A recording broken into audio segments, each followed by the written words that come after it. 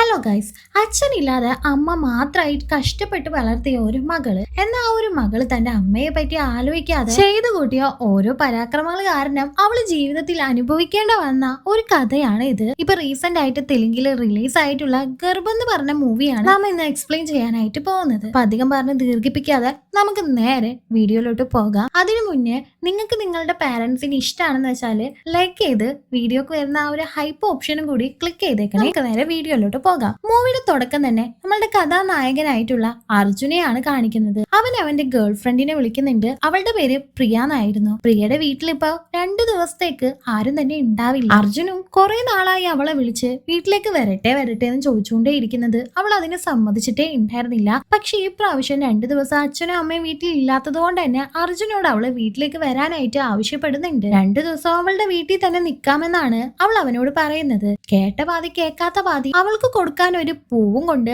അവൻ വീട്ടിലേക്ക് എത്തുന്നുണ്ട്. അന്നത്തെ ആ ഒരു 2 ദിവസം അവര് നല്ല ക്ലോസ് ആയിട്ട് തന്നെ ഇരിക്കുകയാണ്. അവിടെ സീൻ കട്ട് ചെയ്ത് ഇപ്പൊ നമ്മുടെ കഥയിലെ ഹീറോയിൻ ആയിട്ടുള്ള മാധുരിനെയാണ് കാണിക്കുന്നത്. നമുക്ക് അവളെ മധു എന്ന് വിളിക്കാം. മധു ഇപ്പൊ പ്രഗ്നൻസി ടെസ്റ്റ് ചെയ്യുന്നുണ്ട്. അവള് പോസിറ്റീവ് ആണെന്ന് അറിയാണ്.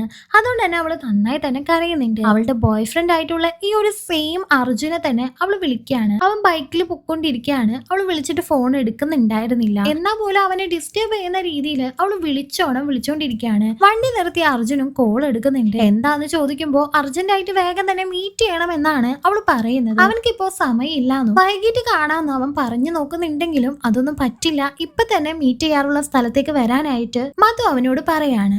അവനും ഓക്കെ പറയുന്നുണ്ട്. മധു ഈ സമയത്തെല്ലാം തന്റെ അമ്മയെ ആലോചിച്ച് കരഞ്ഞോണ്ടിരിക്കുകയാണ്. അമ്മ ഏത് സമയവും അവളോട് പഠിക്ക്, നീയെങ്കിലും പഠിച്ച് എന്നെ പോലെ ആവാതെ നല്ല ജീവിതം ജീവിക്കണമെന്ന് പറഞ്ഞോണ്ടേ ഇരിക്കുവായിരുന്നു. അതുപോലെ തന്നെ അവളുടെ അയൽപക്കത്തുള്ള ഒരു നിത്യ എന്ന് പറഞ്ഞ പെൺകുച്ചൊരു പയ്യനെ പ്രേമിച്ചെന്നും ആ ഒരു പയ്യനെ മാത്രമേ കല്യാണം കഴിക്കുള്ളൂ എന്നും പറഞ്ഞ് അവിടെ വലിയ ബഹളം വെക്കാണ്. ആ ബഹളം കേട്ട ആളുകളൊക്കെ കൂടുന്നുണ്ട്. ആ സമയത്ത് ആ ചെക്കന് വേറെ കുറെ പെണ്ണുങ്ങളായിട്ട് ബന്ധമുണ്ട്, അവളെ കല്യാണം കഴിക്കാൻ പറ്റില്ല എന്നും പറയാണ്. ഈ കാര്യം അമ്മ മധുവിനോട് വന്ന് പറയുന്നുണ്ട്.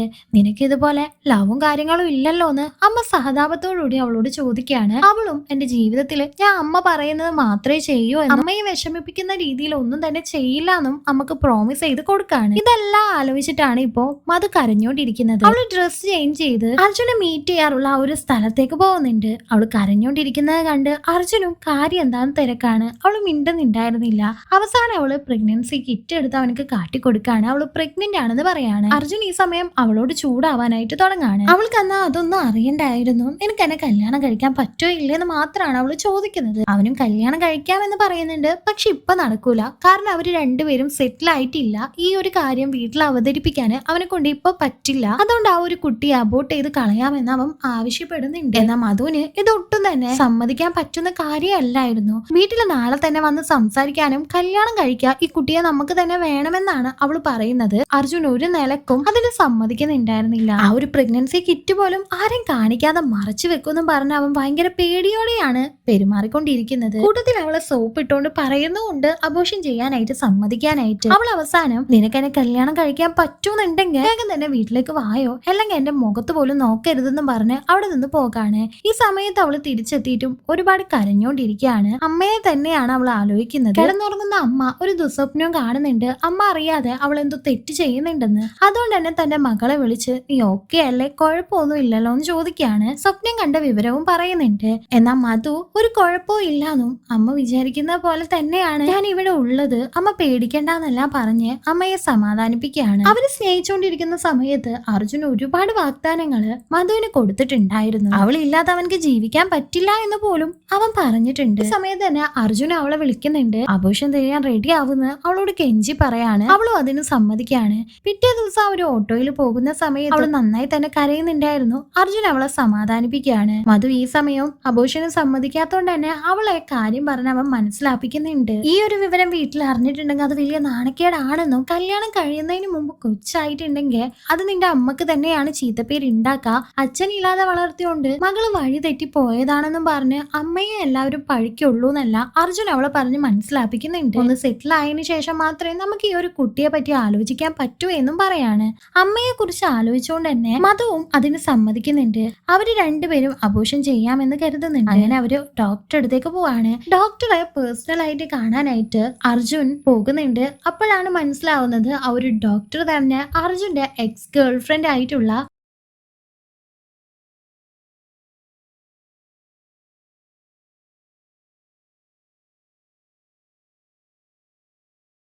പ്രിയ ആയിരുന്നു. പ്രിയയോടാണ് അബോർഷൻ ചെയ്യാനുള്ള സഹായം അർജുൻ ചെന്ന് ചോദിച്ചത്. അങ്ങനെ അവളുടെ അബോർഷനും കഴിയുന്നുണ്ട്. കുറച്ചു നേരത്തിന് ശേഷം പോകാമെന്നും പ്രിയ അർജുനോട് പറയാണ്. സന്തോഷത്തില് പ്രിയ ഒന്ന് കെട്ടിപ്പിടിച്ച അർജുൻ അവളോട് താങ്ക്സ് പറയുന്നുണ്ട്. മധുവിന്റെ അടുത്ത് ചെന്ന് അവളെ സമാധാനിപ്പിക്കുന്നുമുണ്ട്.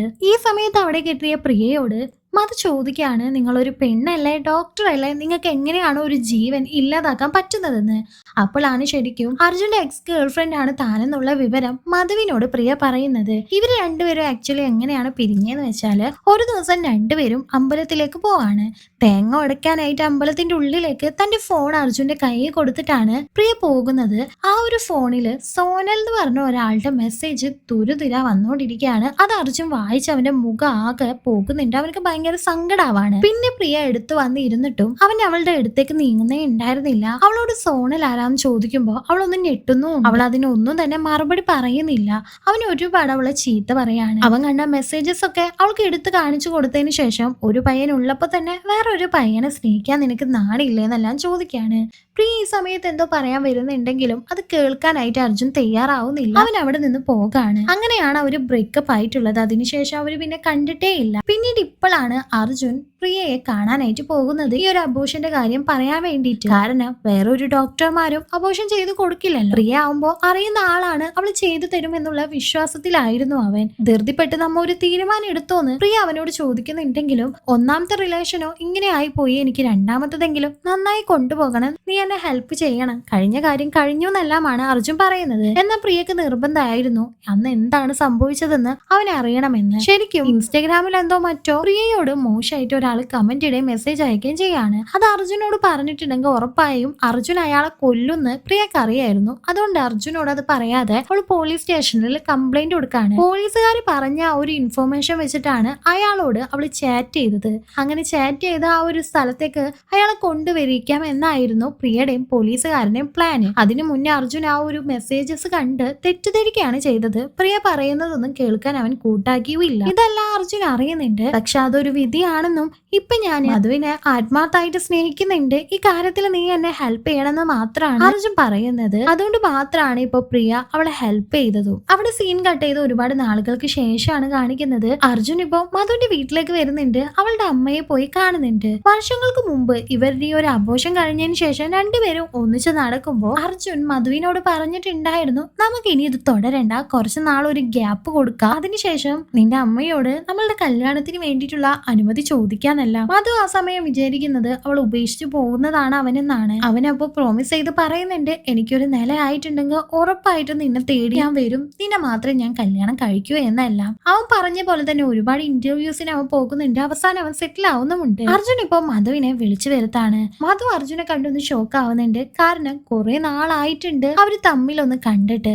ഇപ്പൊ ഡയറക്റ്റ് ആയിട്ട് അവൻ പെണ്ണ് ചോദിക്കാനായി അവളുടെ വീട്ടിലേക്ക് വന്നേക്കാണ്. അമ്മ സമ്മതിച്ചാൽ മാത്രമേ ഞങ്ങൾ വിവാഹം കഴിക്കൂ എന്ന് അർജുൻ അമ്മയോട് പറയുന്നുണ്ട്. എന്നാൽ അമ്മക്ക് ഈ ഒരു ലവ് മാരേജിൽ തീരെ ഇൻട്രസ്റ്റേ ഉണ്ടായിരുന്നില്ല. കാരണം അമ്മ ലവ് മാരേജ് ആയിരുന്നു. പക്ഷെ അച്ഛൻ കുറച്ചു നാൾ കഴിഞ്ഞപ്പോ തന്നെ വേറെ പെണ്ണിന്റെ കൂടെ പോയി. അതുകൊണ്ട് ലവ് മാരേജിനൊന്നും സമ്മതിക്കില്ല എന്നും പറഞ്ഞുകൊണ്ട് തന്നെ അർജുൻ അവിടെ നിന്ന് എഴുന്നേറ്റ് പോകാനായിട്ട് നോക്കുന്നുണ്ട്. ആ സമയത്ത് അവിടേക്ക് ആരോ വരുന്നുണ്ട്. അത് ശരിക്കും മധുവിന്റെ അച്ഛനായിരുന്നു. മധുവിന്റെ അച്ഛൻ പറയുന്നുണ്ട്, എന്റെ തെറ്റ് എനിക്ക് മനസ്സിലായി എന്നും, ഒരാള് തെറ്റ് ചെയ്തു എന്ന് വെച്ച് എല്ലാവരും തെറ്റ് ചെയ്യണമെന്നില്ല, എല്ലാ ലവ് മാരേജും ഇങ്ങനെ ആവണമെന്നില്ല, അവര് ആത്മാർത്ഥമായിട്ട് സ്നേഹിക്കുന്നുണ്ട്, അവര് തമ്മിൽ കല്യാണം കഴിപ്പിച്ചു കൊടുക്കാനായിട്ട്. അങ്ങനെ മധുവിന്റെ അമ്മയും അതിന് സമ്മതിക്കുന്നുണ്ട്. അങ്ങനെ ഒരുപാട് വർഷത്തെ കാത്തിരിപ്പിന് ശേഷം രണ്ടുപേരും കല്യാണം കഴിക്കുകയാണ്. ഈ ഒരു പ്രായത്തില് ഇങ്ങനത്തെ തോന്നലുകളൊക്കെ ഉണ്ടാവും. അപ്പൊ നമ്മളുടെ പാരന്റ്സിനെ കുറിച്ച് മാത്രം ആലോചിച്ചാൽ മതി എന്നുള്ള ഒരു തീമോട് കൂടിയാണ് ഈ ഒരു മൂവി ഇവിടെ അവസാനിക്കുന്നത്. നിങ്ങൾക്ക് ഈ ഒരു മൂവി ഇഷ്ടപ്പെട്ടോ ഇല്ലേന്നൊന്ന് കമന്റ് ചെയ്തേക്കണേ. എന്തായാലും കമന്റ് ചെയ്തേക്കണേ. ഞാൻ കണ്ടുപോയി, അതുകൊണ്ട് മാത്രം ഞാൻ എക്സ്പ്ലെയിൻ ചെയ്തതാണ്. അപ്പൊ ഇത്രേ ഉള്ളൂ. താങ്ക്